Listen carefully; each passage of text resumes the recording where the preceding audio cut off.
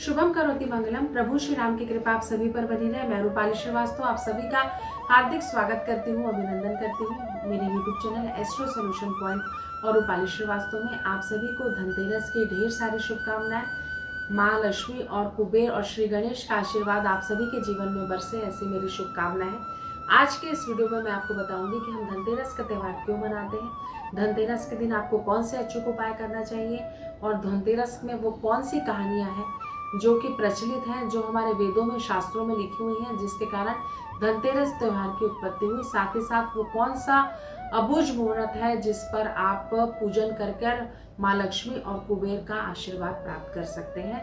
तो उससे पहले मैं आपको याद दिला दूं कि अगर आपने अभी तक हमारे YouTube channel astro solution point और रूपाली श्रीवास्तव को सब्सक्राइब नहीं किया है तो उसे सब्सक्राइब अवश्य कर लें। साथ ही साथ अगर आप मुझसे कोई पर्सनल अपॉइंटमेंट लेना चाहते हैं तो आप स्क्रीन पर दिखाए हुए नंबरों पे कॉल कर मुझसे अपॉइंटमेंट ले सकते हैं। तो चलिए सबसे पहले हम आपको बता दें कि कार्तिक मास के धन त्रयोदशी के दिन हम धनतेरस का त्यौहार मनाते हैं। धनतेरस का त्यौहार मनाने की सबसे प्रचलित जो कथा है वो ये है कि इस दिन जो धन्वंतरी भगवान थे, जो कि चिकित्सक थे, चिकित्सा जगत के जनक कहे जाते हैं, वो धन का कलश लेकर अमृत मंथन के समय उत्पन्न हुए थे, जिसके कारण जो धन का अमृत कलश था उसके कारण देवता वो अमृत का पान कर अमर हुए। साथ ही साथ धन कलश लेके आने के कारण अगर इस दिन हम धन के देवता कुबेर, लक्ष्मी और धन्वंतरी जी की पूजा करते हैं तो हमारे घर में किसी भी प्रकार की धन की कमी नहीं होती। साथ ही साथ इसके 2 दिन के बाद माँ लक्ष्मी का जन्म हुआ और जो धन्वंतरी देवता है वो हमारे जीवन में सुख, समृद्धि, सौभाग्य और हमारे अच्छे स्वास्थ्य की अगर हम कामना करते हैं तो इस दिन हमें भगवान धन्वंतरी का पूजन अवश्य करना चाहिए। साथ ही साथ दूसरी कथा ये है कि जब राजा बलि का प्रकोप पूरे उसमें संसार में बढ़ गया, लेकिन क्योंकि राजा बलि बहुत ही धार्मिक राक्षस थे, लेकिन वो देवताओं के रूप में पूजे जाने लगे थे, क्योंकि उन्होंने अपने दान धर्म और अपने तप से भगवान विष्णु को प्रसन्न किया था। जब देवताओं को ये भय होने लगा कि राजा बलि से उनको खतरा है तो उन्होंने विष्णु भगवान ने धरती पर, मृत्यु लोक पर वामन अवतार लिया और राजा बलि जब यज्ञ कर रहे थे तो वो धरती पर पहुंचे और उन्होंने राजा से भिक्षा मांगी, लेकिन उनके दैत्य गुरु शुक्राचार्य उन्होंने समझ लिया कि ये विष्णु है जो वामन अवतार के रूप में बलि से अपने देवताओं की रक्षा करने आए हैं। उन्होंने राजा बलि से किसी भी प्रकार के दान को देने से मना कर दिया, लेकिन जो राजा बलि थे वो महान दानी थे, उन्होंने अपने गुरु शुक्राचार्य की बात नहीं मानी। तो शुक्राचार्य उनसे अप्रसन्न होकर कमंडल के अंदर प्रवेश कर गए। विष्णु भगवान उनकी ये सारी लीलाएं समझ रहे थे।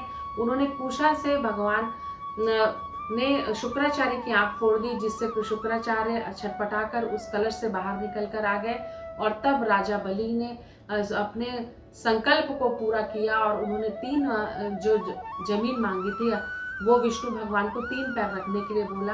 तो विष्णु भगवान ने अपने स्वरूप को बढ़ाकर वामन अवतार के रूप में अपने एक पग से पृथ्वी, दूसरे पग से अंतरिक्ष को नाप दिया।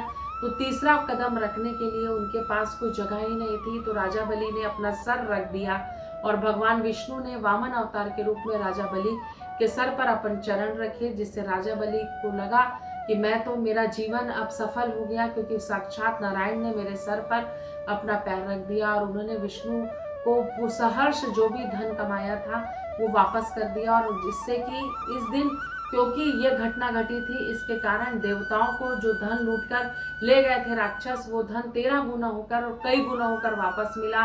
तो इस दिन भी, इसके कारण भी धन त्रयोदशी थी, उस दिन भी धनतेरस का त्यौहार हम मनाने लग गए। तो आपने जाना कि किस प्रकार धन बढ़कर आया। तो कहा जाता है कि जो धन त्रयोदशी के दिन कोई भी सामान हम खरीदते हैं तो वो 13 गुना बढ़कर हमारे जीवन में आता है। साथ ही साथ आटे के दिए बनाकर अगर आप अपने घर के दक्षिण दिशा में 13 दिए प्रज्वलित करते हैं तो अकाल मृत्यु का भय नहीं रहता। साथ ही साथ आपके पितरों के लिए भी अगर आप दीप दान करते हैं तो भी आपके पितर आप पर प्रसन्न होते हैं और पितृ दोष के प्रभाव से आपको मुक्ति मिलती है। तो चलिए अब हम आपको बताते हैं वो अबुझ मुहूर्त जिसमें आप पूजन करके धन के देवता और देवी महारानी लक्ष्मी और साथ ही साथ धन्वंतरी जी का पूजन कर सकते हैं। तो अगर आप लाभ मुहूर्त में पूजन करना चाहें तो आप 23 तारीख को 23 अक्टूबर के दिन 9 बजे से लेकर के 12 बजे तक के पूजन कर सकते हैं सुबह। उसके बाद अगर आप शुभ मुहूर्त में पूजन करना चाहें तो आप 1:30 बजे से लेकर के 3 बजे तक का पूजन कर सकते हैं।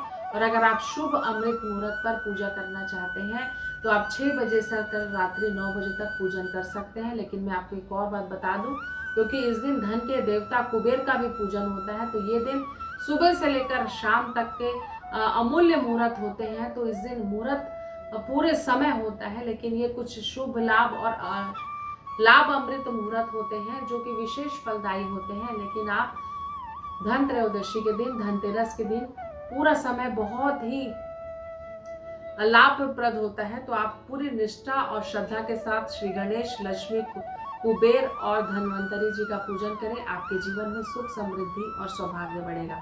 तो चलिए हम आपको बताते हैं कि धनतेरस के दिन हमें क्या खरीदना चाहिए।